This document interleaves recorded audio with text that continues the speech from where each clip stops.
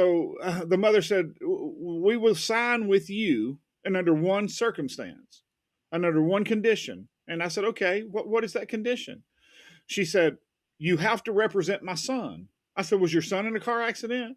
She said, no, my son has a criminal case coming up, but you have to take the money from my daughter's case to pay the attorney to handle my son's criminal case.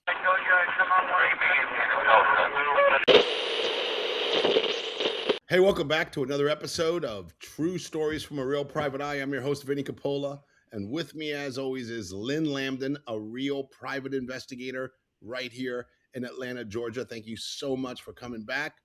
If this is your first time listening to the podcast, thank you so much for giving us a shot. We do appreciate it.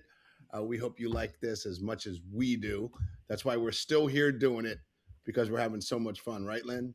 That's right, Vinny. So how's your day going, Vinny? My day was going pretty good. Hey, can't complain and won't complain. Yeah, me too. It's always a nice day today. So the rain. It was a very nice day today. Very nice. The rain settled down. We've been having rain for a week and a half. Rain settled down, so it was a very, very pretty day. So I was happy. Nice and clear. Yeah. Perfect day for a private eye podcast. That's right. Yeah. And any day's good for a podcast, Vinny. Yes, sir, it is. Yeah.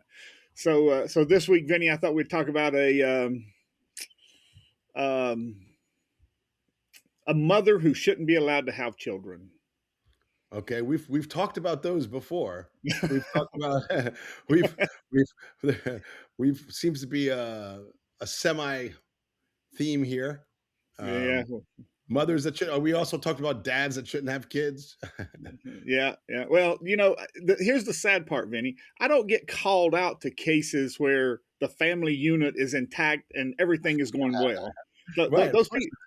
Those people don't call me. No, they don't call you. Right. No. Yeah. So I gotta remember, Vinny. I do all of this from memory. I don't go back and research the cases. All of this is from memory. A lot of these cases happened 15, 20 years ago. Mm-hmm. Some even longer than that. Some happened as long as 30 years ago. I've been in this business for 30 years. So all of this is from memory. So I may get facts wrong. Some of the details may not be exact, but the story is still the same regardless, Right. And for those of you who have been with us from the beginning, you know that Lynn and I have decided when we first came up with the idea to do this podcast that these were going to be very conversational stories. Okay, so there's no script. There's, Lynn may or may not may have notes from that he jotted down minutes before the show, before we started recording. But he decided and I decided that this was going to be all from memory. He was just going to recount these stories as if two guys sitting at a bar having a drink and just talking about, hey, here's what I did. Yeah, exactly. Yeah. So I got a call from an attorney one day, and it was a car accident, just a routine car accident. And the lady demanded to see someone in person. And it was her 15-year-old daughter that was in a car wreck. So the attorney asked me to go out and visit the family on their behalf. So I go out to visit the family and find out what the car wreck was all about. So I go out and I sit down with the mother and the daughter, and the brother was there. And the daughter was in a pretty good car accident. She wasn't driving the car. She was a passenger. So that's always a plus. It was a very violent car accident, meaning there was a lot of property damage. The car was totaled. The girl had a lot of bruising. No broken bones, but a lot of bruising. So it was a good car accident. And they were good insurance on the car. So I told the woman, I said, well, sure, we would love to have your case. So it's a good case. We'll take it. And the mother said, you have a question, Vinny? You look like you have a question. Yeah. So she was just the passenger. She was just the passenger. And who was driving? One of her friend's mothers. So what is the case? What were they suing the mother? that was No, they were driving? suing. They were suing the at fault party. The mother of the car that she was in was not at fault. There's a twist coming, Vinny. Oh, okay. There's a Okay. twist. Just Okay. just just hang in there. There's a twist All right. coming. All right. All right. All right. So the mother said, "We will sign with you, and under one circumstance, and under one condition." And I said, "Okay, what is that condition?" She said, "You have to represent my son." I said, "Was your son in a car accident?" She said, "No, my son has a criminal case coming up, but you have to take the money from my daughter's case to pay the attorney to handle my son's criminal case." Oh my God. What was he getting charged with? Okay, so they lived in an apartment complex. Right. Now we get into the meat of the story, Vinny. Okay. Okay. So they lived in an apartment complex and they had a corridor, Yeah. two apartments on the bottom, two apartments on the top, Yeah. and on the right side they had two apartments on the bottom and two apartments on the top. They Okay. lived in the bottom back. No, they lived in the bottom front. Yeah. And the boy was 17 years old. And there was a 16-year-old girl that lived in the back apartment on the top on the right side. They lived on the left side on the bottom, and the 16-year-old girl lived in the top right With their parents and everything. with her parents and everything. Yes. So the boy, the 17-year-old boy liked the 16-year-old girl, Okay. and he decided that he wanted to go out with her. Well, she wouldn't have anything to do with him. She said, "I don't like you. I don't want anything to do with you." So he climbed up the balcony and broke in her bedroom and tried to rape her. Oh my God. And the dad caught him, called the police, and he got arrested for attempted rape and went to jail. So this woman wants the keep going. Go ahead. Go ahead. Yeah, you're right. Yeah. She wanted us to take the proceeds from her daughter's case because she didn't have any money to pay for an attorney. Yeah. So she wanted us to take the proceeds from her daughter's car accident, who was 15 years old, and pay the attorney to handle the criminal case of her son. Now, Well, wait. What does she need an attorney for? Just plea out. I mean, he's caught dead to rights. The father caught her. It's in the police report. yeah, okay. Well, Vinny, it gets better. Okay. So the little 16-year-old girl said, "You're a thug. I don't want anything to do with you. I don't like thugs. I don't want anything to do with little criminals. Yeah. I don't want anything to do with and that was her words, not mine." Yeah. Yeah. And so the little girl wouldn't talk to the guy, and the apartment complex wouldn't kick the mother and the two children out. Said, "No, they get to stay here. We want that Section 8 check, so you get to stay here." So he decided that when they wasn't home, he was going to break into the house and steal all of the mother's jewelry of the 16-year-old girls. So this ain't even over yet. This guy. No, it's not over. Oh my So after he got out of jail, he kept trying to talk to her, and she wouldn't talk to him. Said, "No, I don't want anything to do with you. Stay out of my life. Stay away from me. You tried to rape me. Get out of here." You're a criminal. Yeah. Yeah. I don't want anything to do with you." Yeah. And so he broke into the house, stole all of the mother's jewelry, and they called the police. And the police didn't even put a manhunt out. They just went downstairs, took the jewelry, and arrested the boy. Yeah. And here's what the boy told the police. Yeah. "I wouldn't do it if she would just talk to me. All she has to do is talk to me, and I would stop." Oh my God. And the police put in the police report that's what he said in the Right. arrest report, Right. that he would stop if she would talk to him. Like you have to talk to me. You don't know who I am. You have to talk to me. Yeah. Or I'm going to keep terrorizing you and your family. Exactly. Yeah. So I'm sitting here on the couch with this woman, and I'm talking to her, and her 17-year-old boy has got a bandana on, and he's got it, tied in the front, hanging down gang style.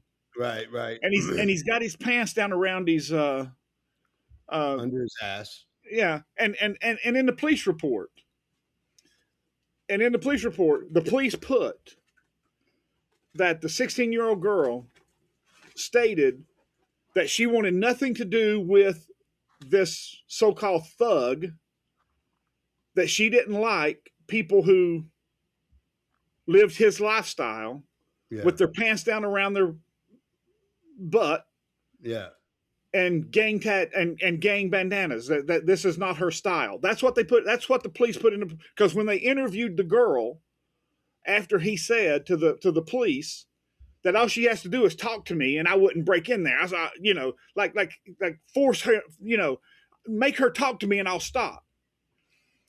So they interviewed the girl, and that's what the police put, and that's what her interview said. Yeah. I don't like these type of people. I don't like these type of thuggish people. This is not what I like. Gang members or pseudo gang members, depending. I mean, he's probably just trying to present himself as a gang member. Yeah, may not even be a real one. Hey, this kid's lucky that this girl's father didn't kill him.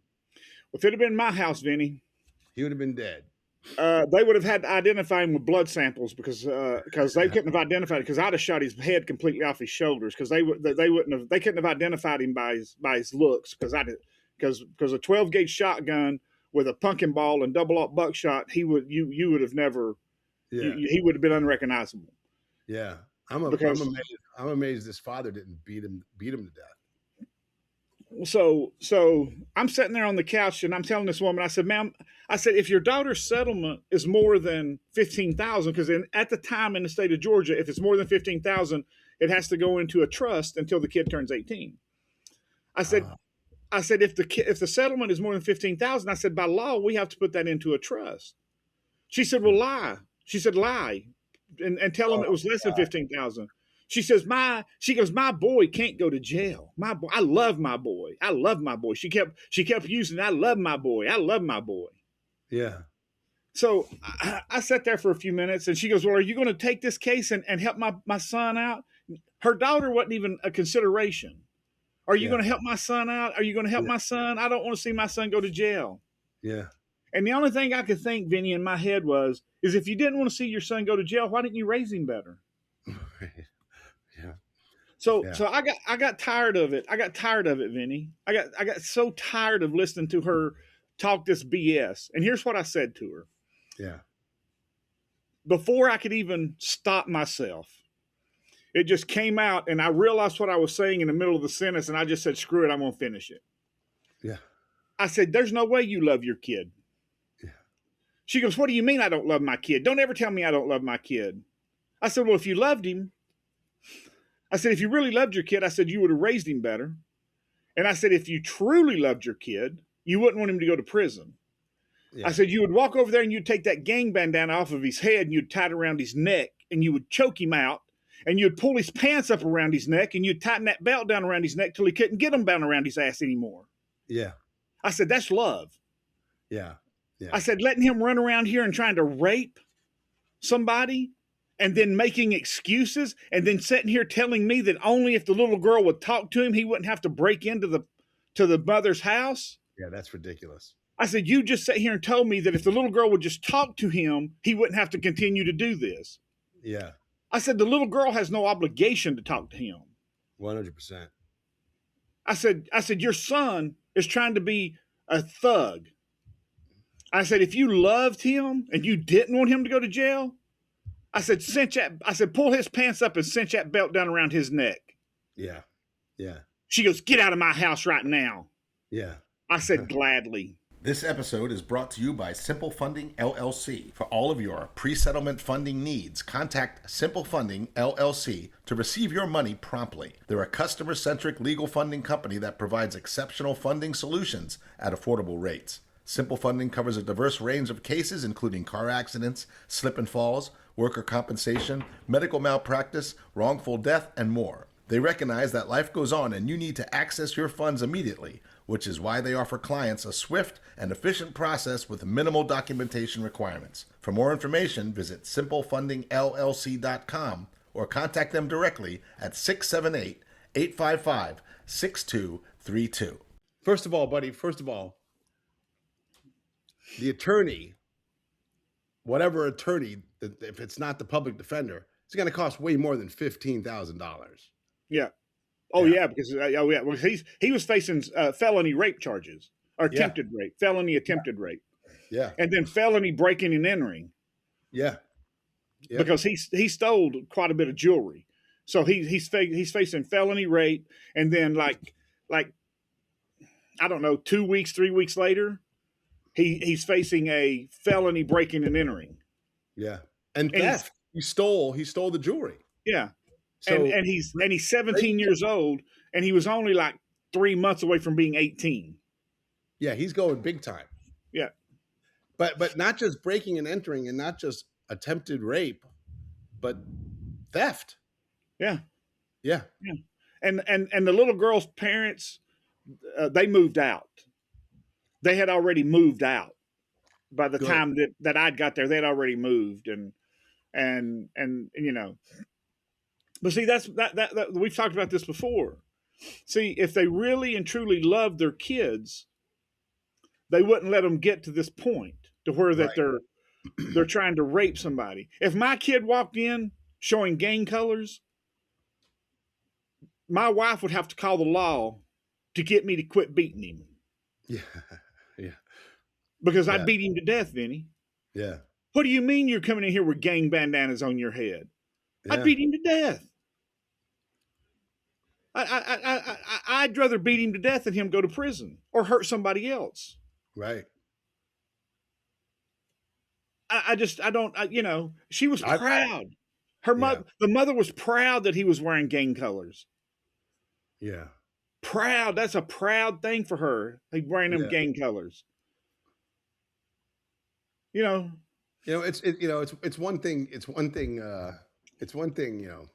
to present yourself like that when you're walking the streets, or you're at school, or you're hanging out on the street corner with your friends on a Saturday night, but to be lounging in your mother's house all ganged up and stuff like that, that's to me, that's a kid that just presents that way.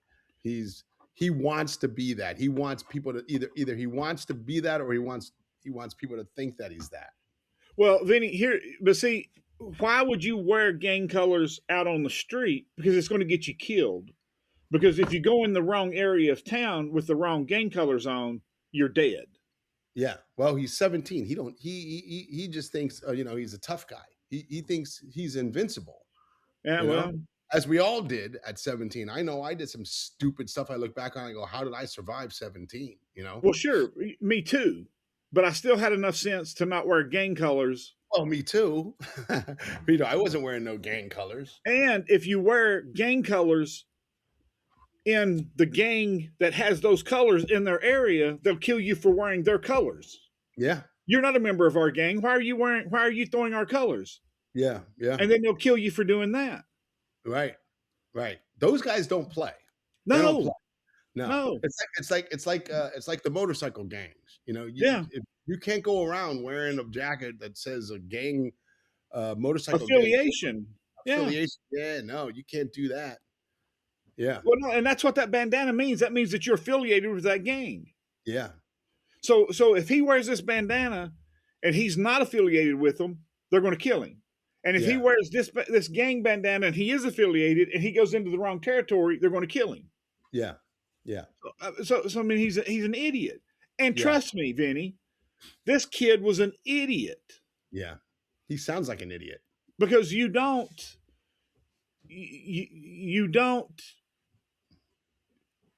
sit and tell the police. All she had to do was talk to me, and then his mother goes, well, all the little girl has to do is just talk to him, just be his girlfriend.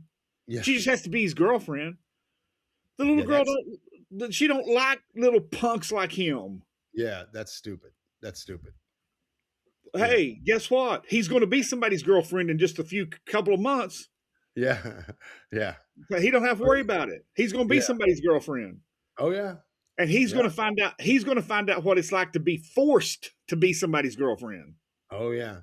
And he's going to find and he's going to find out just how mean he's not. Yeah. Yeah. Real quick. Yeah. Yep. So it won't take him long to find out that he's not mean. Yeah. Yeah. You ever see that show, Scared Straight? A little bit, not much. Yeah. These kids, they're all acting tough, and then they go and see real tough guys. It's good for a laugh, you know. Come out crying. Come out crying. A lot of them come out crying. Yeah. Yeah. Well, I told you about Little B. Little B. Yeah. Yeah, he thought he was mean until he got raped. Oh, yeah, on a past episode. Yeah. Yeah, and they had to sew him up 8 times. Yeah. He got raped. He was mean. He killed a guy, 14 years old, killed a guy. They tried him as an adult, put him in prison, raped him. Yeah. They raped him so bad they had to sew his rear end up. And his attorney said, "But this is the 8th time." And the judge said, "I didn't kill anybody." Back in General Pop. Back in there. Get in there. Yeah. Last I heard, he was somebody's wife. Yeah, for sure. Yeah. This guy. So he just had to give in. So that's the point. That's the moral of the story there, Vinny. Yeah. This little 14-year-old thug thought that he was the meanest thing on the street. Yeah. Killed a man because he dissed me, and now never had sex in his life, and now all he gets to do is be raped. Yeah. Now his little tight rear end is now as big as a 55-gallon drum. Holy cow. Thanks for the visual. Yeah. Yeah. So, yeah. So this kid who's, trying to present himself as a member of this gang, he's going to find out about gangs. I mean, they don't play in there, No. They, if he came walking in with colors on and stuff like that, he can get his ass kicked. He can get his ass killed. Yes. Yeah. It's the politics of federal prison are pretty fascinating. The politics of a state prison is fascinating. Yeah, I've heard some stuff about that. Listen, when I used to work construction, there was one of the foremen was in and out of jail countless times, and he would tell us stories about all the time. He'd tell us about the house man, which is the house man is the guy that's in charge in there. You don't diss the house man. You got to listen to that. The house man makes all the decisions. Yeah. Yep. If you want something, you got to go through the house man. Yeah. And if you come in like that scene in Stir Crazy where Richard Pryor's acting all tough, and stuff like that, he goes, you can't pull that off. There's always someone that's a real badass. Oh, sure. Yeah. Yeah. Listen, a lot of those guys in prison have something wrong with them mentally. Oh yeah, for sure. A lot of them don't even feel pain, Vinny. They don't care. They'd rather beat you to death than Yeah. You look at them wrong, they'll beat you to death. What are they going to give you a life sentence? And Yeah. Yeah. I've already got 12 life sentences. What's one more? Yeah, what's one more, man? Yeah, I get 3 meals in here. I got a roof over my head. Vinny, I had a cousin who went to prison, and he got 10 years in prison.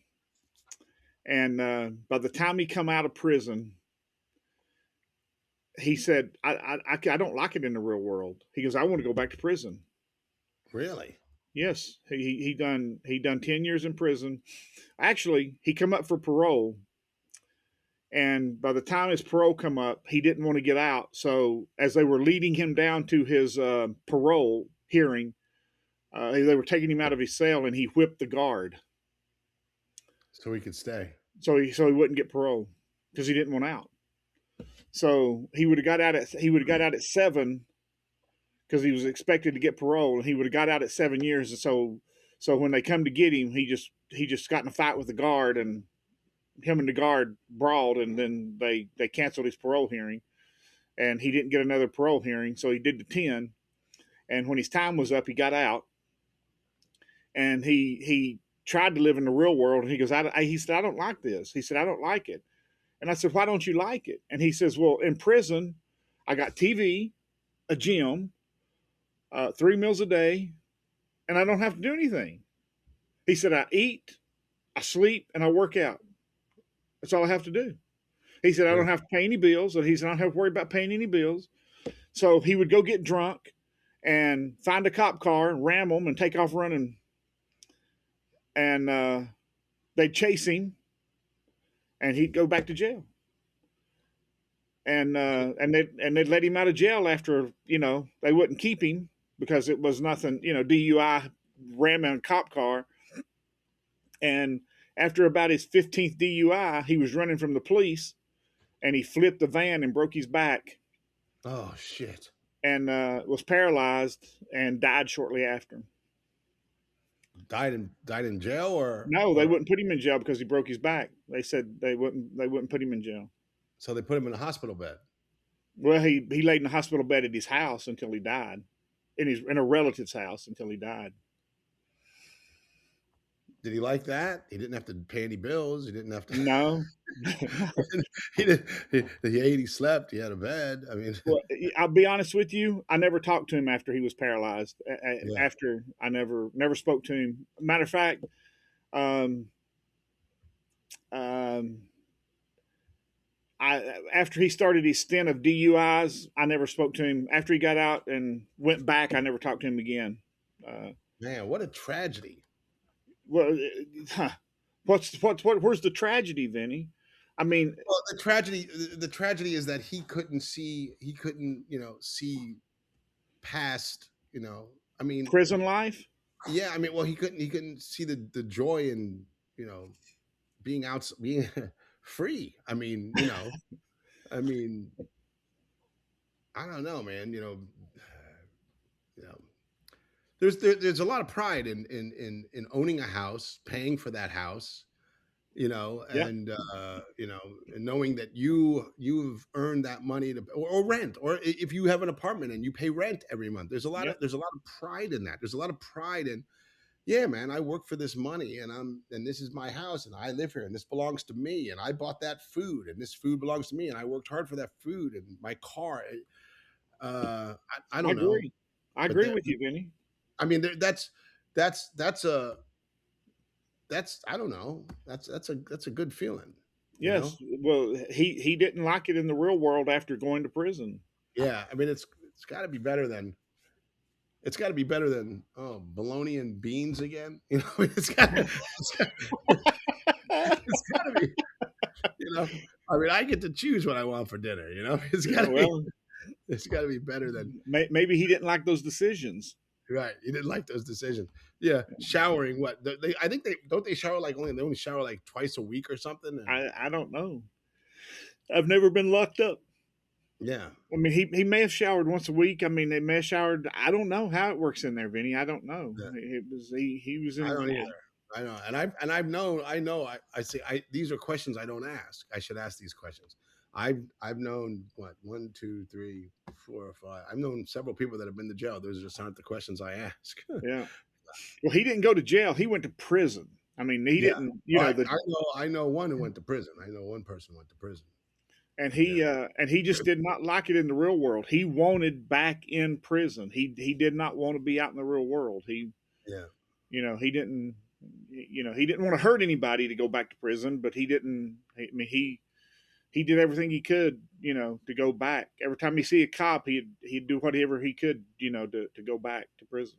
This episode is brought to you by the Accident Attorneys of Monge and Associates, voted the best law firm by the American Institute of Trial Lawyers. When life hits you hard with a serious injury, don't let insurance companies hit you harder with lowball offers and endless runaround. You deserve justice. You deserve compensation. You deserve to win. The accident attorneys of Monge and Associates have a high-powered legal team with a nationwide reach and the highest rating on the National Attorney Rating Service. Trial Magazine calls them one of the most influential law firms in America. They win big. Big results at trial court, appeals court, the state Supreme Court, and are recognized as award-winning litigators of the year. The accident attorneys of Monge and Associates handle everything so you can heal. Don't face this battle alone. The aftermath of an accident is traumatic enough. Medical bills pile up, pain overwhelms, emotions run high, and that's where they step in to shoulder the legal fight while you focus on what truly matters.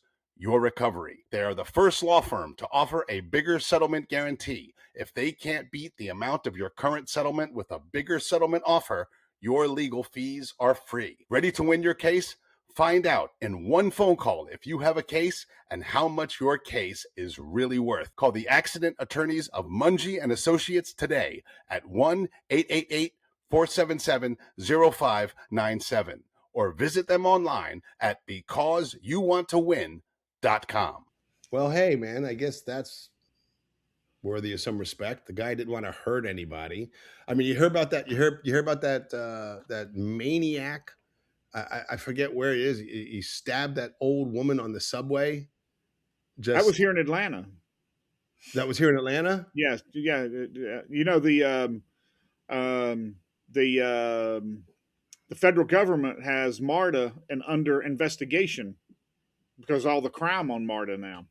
Yeah. This guy, this maniac, he's like 20, 21 years old, something like that, stabs this old 70, 80-year-old woman just out of the blue, just kills her. Yeah. And me and my wife were talking about that. And it was like, it's like he probably just said, screw this. I want to go to jail. And, you know, I don't want, it was a homeless guy. Yeah. And he probably got tired of being homeless, tired of begging for money, tired. I mean, there's no other explanation for that other than he's just completely gone, just gone. Yeah. Yeah. And the our hypothesis is that he just wanted to go to prison. He just was tired of being homeless. Could be. You know, how else to explain it? I don't know. That hypothesis is as good as any. But that happened right here in Atlanta, and the federal government has MARTA and under investigation because of the high crime on MARTA. Yeah, MARTA is the public transportation system here in Atlanta. The buses, the trains. Yeah. Yep. So Metro. I can't remember Metro Authority Transit something. Yeah. Yeah. Metro Atlanta Rapid Transit Authority. Yes, there you go. Yeah. Rapid Transit Authority, yeah. Yeah. And so when that happened, the Attorney General of the United States put MARTA under investigation. So is there a lot of crime happening on MARTA? I don't keep up with it. I don't watch a lot of news, but obviously there is for the Attorney General. Yeah, for the U.S. government. I've always thought it was the best way to get to the airport. Just MARTA goes straight down there. Yeah, just get on that train, and it goes straight to the airport and get off, and you're in the airport. It's genius. When I was working with James, I did it all the time. Yeah, but here's the thing. They're probably these type of people don't attack able-bodied men. They only attack people that they can overcome. Right. So they're not going to attack me or you. Yeah. Because me or you, one would take them down, take their knife away from them, and cut their throat. Yeah. They're going to attack. They're going to attack. Or at least try. Yeah. Or at least try. No, I'm not going to try, Vinnie. Yeah. I'm going to take their knife and I'm going to cut their throat. Yeah. There's no trying to it. I'm going to, when some idiot like that attacks me, I'm going to take the knife and I'm going to cut their throat. And they know it. And that's why they're not going to attack me. Yeah. You know. They know. I'm not a small guy, Vinnie. A predator is always going to be able to identify prey, and always going to be able to. Well, not that one, not that one, not that one. I mean, it's just it's instinctual, because I'm not going to hesitate. You know, they're going to come out with a knife, and there's not going to be a moment of I mean, I'm gonna incapacitate them immediately. Okay, I read this survey. This has been, and I may get the facts a little bit wrong, but about 10 or 12 years ago, I read this article, and the article, they asked one question to 1,000 prisoners in America, 1,000 prisoners in England, and 1,000 prisoners in Australia. Okay. And they asked to hardcore criminals who had committed murders, rapes, hardcore criminals, not your petty thieves who stole bubble gum or who stole a tip jar. We're talking about hardcore criminals. Right. And they asked one question to 3,000 people, 1,000 in America, England, and Australia. The question was the worst of the worst. The worst of the worst. Yeah. The question is how did you choose your victim? And 96% of them answered the same way. What was the answer? How I'm not going to get hurt. Oh, how I'm not going to get hurt. Yeah. Yeah. Really? Does that not tell you everything you need to know? Yeah. Now, remember, England and Australia, guns are illegal. Yeah. And 96% of those 3,000 people answered the same way. I choose my victim by how I'm not going to get hurt. Yeah. So I choose somebody weaker than me. So does that not tell you all you need to know how to stop crime? Yeah. Arm the citizens. Arm the citizens. And crime will drop. Yeah. And instead we have people out here going, take the guns away from the citizens. I mean, yeah, I don't understand that argument because take away guns and then there will be no more crime. That didn't work with drugs. No. I think that argument right there, Well, it's a dumb argument. It's a dumb argument. Yeah. So I mean, I hate to sound like this, but I mean, you take a spoon away from a fat person, they don't lose weight. Right. Right. Yeah. I mean, it's the same concept. Yeah. Yeah. You I mean, if you take my gun, see, my guns are legal. My guns are legal. A criminal's guns, they don't care if they're legal or not. Right. So all you're doing is putting me at a disadvantage by taking my guns because the criminal is still going to have his guns. Right.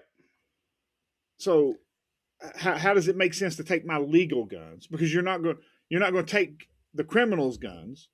Right. Because he's still going to have those. You're not going to get those. Yeah. You're not going to get those. No. So it just that doesn't make any sense. So basically what you're doing is you're if you take the guns, you're giving the criminal the upper hand. That's all you're doing. Because the criminals are now saying, aha, I know you don't have a gun now. Yeah. Because the government took it from you. Yeah. Now I can come in and rob you and do whatever I want, and I don't have to worry about you shooting me.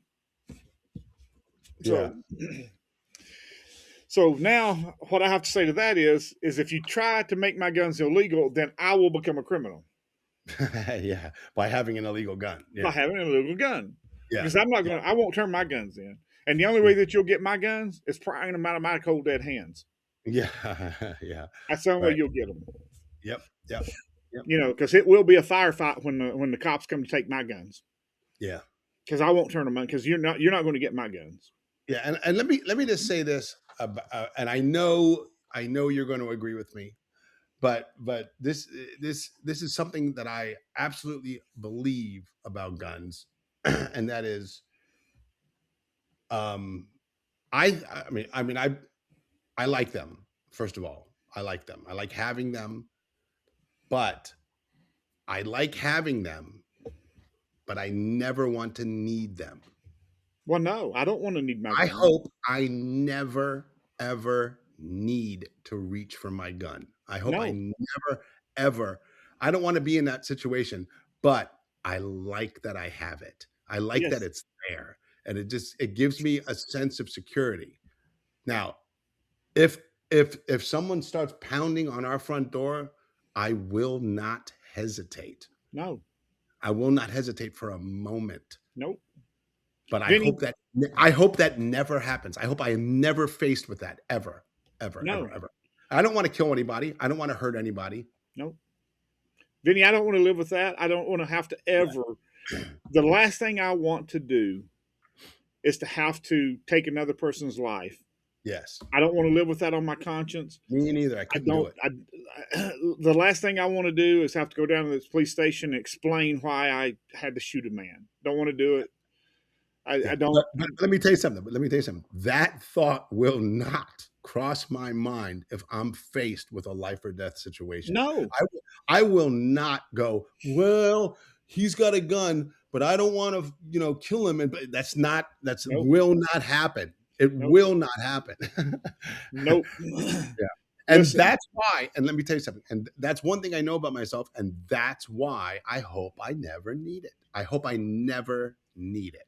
Me too, Vinny. Me too. That's why, listen, I hope to never, ever have to use my gun. Ever. Yeah. Don't ever want to have to use it. Yeah. And listen, I like my guns. I like going to the shooting range. I like going out to the country and shooting my guns. I love to go shoot my guns. Yeah.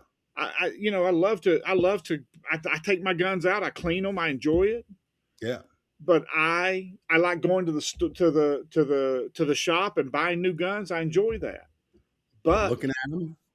Exactly. But I don't ever want to have to use my gun to defend myself. Yeah, me too. Or my family. But I will in a heartbeat. And here's the thing that if you ever want to break into my house or you ever want to harm my family, remember this. I am not the person who will wait and see if you'll pull the trigger. Right. If I see that you have a weapon, yeah, and you're coming toward me, I will be the first one to pull the trigger. Yes. Yep. I will not hesitate. Yep. Because the man who hesitates is a dead man. Yeah. Yeah. Shit in the movies, that little face off in the movies. Yeah. That ain't happening at my house. Mine either. No. They'll say, why is there a hole in the door? I said, well, I wasn't going to wait for him to come on in. Yeah. Right. Yeah. No. Yeah. Nope. I'm going to get him right now before he gets in. Yeah. Yep. Yeah. Now you will hear me say, when somebody's kicking my door in, you will hear me say, if you come through that door, you're a dead man. I will kill you. Yeah. And when that door swings open, the next thing you hear will be boom. Boom. Flash a light. Yep. Yeah. Smile and wait for the flash. That's it. Because I'm telling you, Vinny, I got a 12-gauge shotgun. That's what that is my home defense system. Yeah. And I will open fire. Yeah. And I will. The sign on my front door says, "Never mind the dogs. Beware of the crazy owner." Yeah. Right. Because I will. I'm telling you. I will. I'm telling you. It's 3-inch magnums. I loaded it with 3-inch magnums. And I alter double aught buckshot, pumpkin ball, double aught buckshot, pumpkin ball, every other shot. I got to get me a shotgun. And I will use it. Yes. And they won't find nothing but body parts when I'm done. Yeah. because I'm not going to shoot you once and hope you're dead. Yeah. They'll be going, why'd you shoot him twice? The first one took his head off. Well, I just wanted to make sure. The first one took his head off. Why'd you shoot him again? I just wanted to make sure. Yeah. His finger twitched. I just wanted to make sure. Was his finger twitched? Yeah. Just making sure, You're very thorough, Mr. Lambdin. Well, we'll see you next time. Thank you very much. Yep. We'll see you next time. We appreciate you sticking around and listening. We appreciate you every week. Hey, if you like goofy videos and stand-up comedy, check me out online. My website is vinnie.com. That's www.vinnie.com. lambdin.com. All the links to all my social media are there. Please give me a follow. If you need to find somebody, surveil somebody, serve somebody papers, if you need private investigative work, Lynn Lambdin is the best, ladies and gentlemen. Tell them your website. www.lwias.com. And thank you, Simple Funding and the accident attorneys of Monge and Associates for sponsoring this episode yet again. If you need their services, tell them you heard about them on the podcast. Thank you again so much for hanging in there. And we look forward to seeing you next week.